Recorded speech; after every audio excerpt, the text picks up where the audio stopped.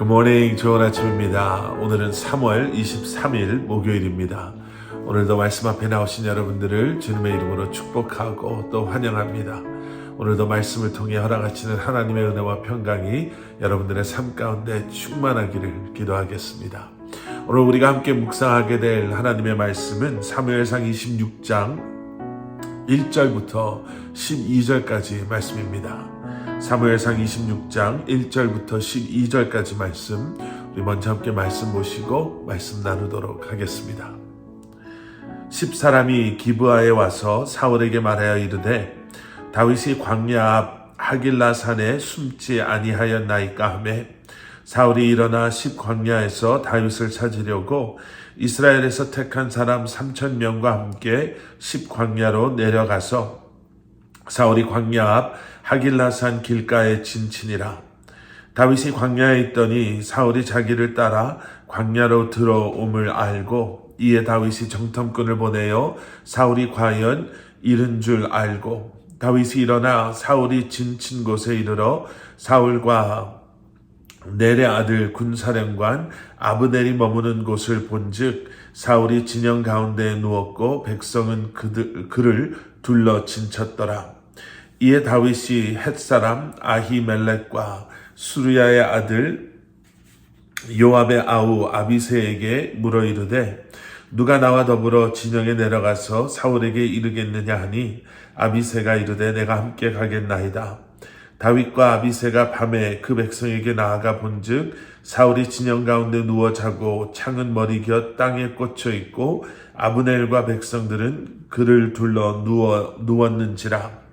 아비새가 다윗에게 이르되 하나님이 오늘 당신의 원수를 당신의 손에 넘기셨나이다. 그러므로 청하오니 내가 창으로 그를 찔러서 단번에 땅에 꽂게 하소서.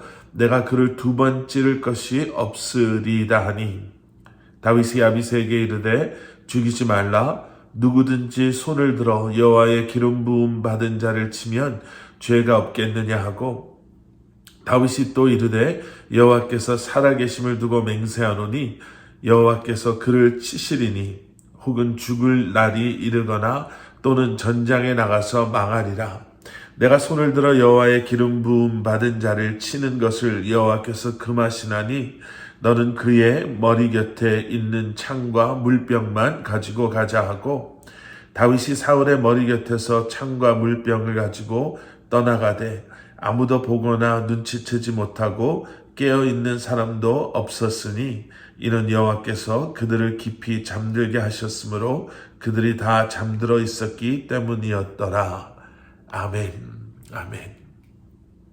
자, 오늘 우리가 묵상하게 되는 사무엘상 26장의 말씀은요, 사무엘상 24장의 그 엔게리 동굴 사건과 연결되어지는, 어떻게 보면 엔게리 동굴에서 다윗이 사울의 목숨을 한번 살려주고 오늘 우리가 보고 있는 이 26장에서 하길라 산에서 사울의 목숨을 2번째로 살려주는 그러한 내용의 말씀입니다.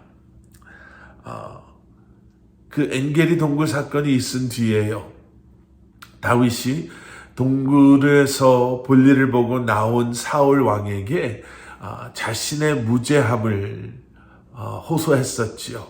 그리고 자신은 전혀 사울 왕에게 위협을 가하는 존재가 아님을, 사울의 목숨을 해할 수도 있었지만 그렇게 하지 않았음을 그가 증거를 보여주면서 사울 왕에게 호소했을 때 비로소 사울 왕은 자신의 잘못을 뉘우치고 다시는 다윗을 해하지 않겠다라고 약속까지 했었습니다. 그런데 오늘 본문 말씀인 사무엘상 26장이 시작되는 1절과 2절의 말씀 속에서는요, 언제 그런 약속을 했냐는 듯이 사울에게 다윗이 지금 하길라산에 숨어 있다라는 정보가 전달되어지자마자 사울은 다시 한번 다윗을 찾으려고 택한 사람 3,000명과 함께 다윗이 숨어 있다라고 하는 곳을 찾아갑니다. 우리가 함께 묵상했던 24장 20절에서는요. 사울 왕이 다윗을 더 이상 해하지 않겠다라고 이야기한 뒤에 이렇게까지 이야기했었거든요. 24장 20절의 말씀입니다. 보라, 나는 내가 반드시 왕이 될 것을 알고 이스라엘 나라가 내 손에 견고히 설 것을 아노니. 그저 다윗을 해하지 않겠다라고만 약속한 것이 아니라 사울 왕은 고백을 했습니다. 하나님께서 이제 너를 왕으로 세우실 것을 내가 더 이상 부인하지 않겠다. 그렇게까지 말했던 사울이었는데 다윗이 하길라산에 숨어 있다라는 소식이 들려오자마자 그는 주저하지 않고 다윗을 잡으러 죽이러 떠납니다. 군사 3,000명이라고 한다면요, 다윗과 함께 했던 사람들의 거의 5배가 되는 그러한 숫자입니다. 그런데 다윗 역시도 이런 사울 왕의 움직임에 대한 소식을 듣게 되지요. 그리고 그의 외조카가 되는 아주 충성된 용사 아비새와 함께 사울이 지친 곳으로 갑니다. 그리고 그곳에서 잠들어 있는 사울을 발견하게 되죠. 함께 갔던 아비새는 그 상황에서 이렇게 말합니다. 오늘 본문 8절 말씀입니다. 아비새가 다윗에게 이르되 하나님이 오늘 당신의 원수를 당신의 손에 넘기셨나이다. 그러므로 청하오니 내가 창으로 그를 찔러서 단번에 땅에 꽂게 하소서. 내가 그를 2번 찌를 것이 없으리다 하니. 아비새는 그 상황을 보고 이렇게 해석한 거예요. 이건 분명히 하나님께서 우리에게 주신 절호의 찬스다. 하나님께서 드디어 사울 왕을 다윗, 새롭게 세워질 왕에게 넘겨주셨구나. 그리고는 이렇게 이야기합니다. 내가 그를 찌르겠습니다. 다윗은 그 손에 사울 왕의 피를 묻힐 필요도 없습니다.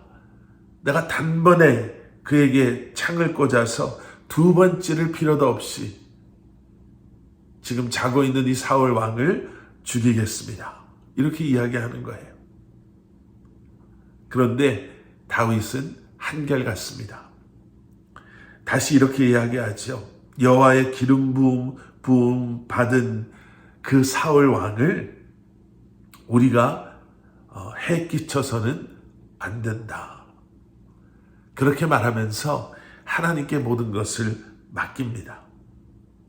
하나님께서 하실 것이다. 하나님께서 그를 치시리니. 그리고 사울 왕의 물병과 창을 가지고서 그 진영을 빠져나옵니다. 아비새가 얼마나 황당했을까요? 아니, 그 위험을 무릅쓰고, 사실 아비새가 다윗과 함께 가겠다라고 했을 때는 아마 나름 스스로 목숨을 걸고 다윗과 함께 적진의 한복판으로 나아간 것일 겁니다. 아니, 그런데 그 사울 왕을 죽일 수 있는 기회가 있었음에도 불구하고 죽이지 않고 고작 창과 물병을 가지고 나왔다. 무슨 도둑질하러 거기까지 온 것도 아닌데 얼마나 황당했겠습니까? 그런데 우리는 여기서 오늘 우리가 한번 묵상의 포인트로 잡아볼 만한 메시지를 발견하게 됩니다. 여러분, 하나님을 경외하는 사람은요, 하나님의 사람은 때로는 세상의 다른 사람들이 이해하지 못하는,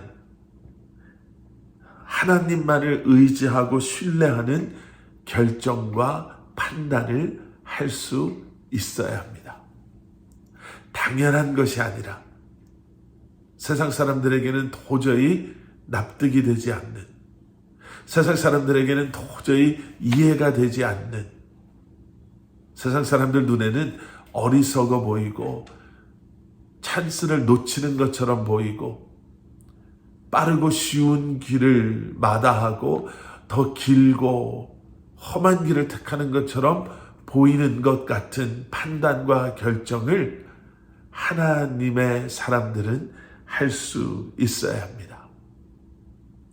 어제 우리가 묵상하신 말씀 속에서도 다윗과 나발과의 그 사건 속에서도 또 엔게리 동굴 속에서 있었던 그 상황 속에서도 모든 것을 하나님께 맡길 수 있는 그러한 믿음, 하나님을 의지하고 신뢰함으로 하나님의 편에 설 수 있는 그러한 영적인 믿음의 판단, 모든 것은 하나님께서 해결해 주실 것이다 라는 확신을 가지고 여러분 오늘도 살아가시는 저와 여러분들 되시기를 주님의 이름으로 간절히 축원합니다. 함께 기도하시겠습니다. 사랑의 아버지 하나님, 비록 세상 사람들 눈에는 어리석어 보이고 더뎌 보이고 무지해 보이고 비록 세상 사람들에게는 이해되지 않는 모습이라 할지라도 하나님께서 원하시는 것이 무엇인지, 하나님께서 기뻐하시는 것이 무엇인지를 깊이 묵상하며 주님의 편에 서는 저희들 되게 하여 주시옵소서. 주님께 모든 것을 맡기고 주님을 신뢰하며 주님께서 모든 것을 해결해 주실 것이다 라는 흔들리지 않는 믿음을 우리에게 허락하여 주시옵소서. 예수 그리스도 이름 받들어 간절히 기도드렸사옵나이다. 아멘.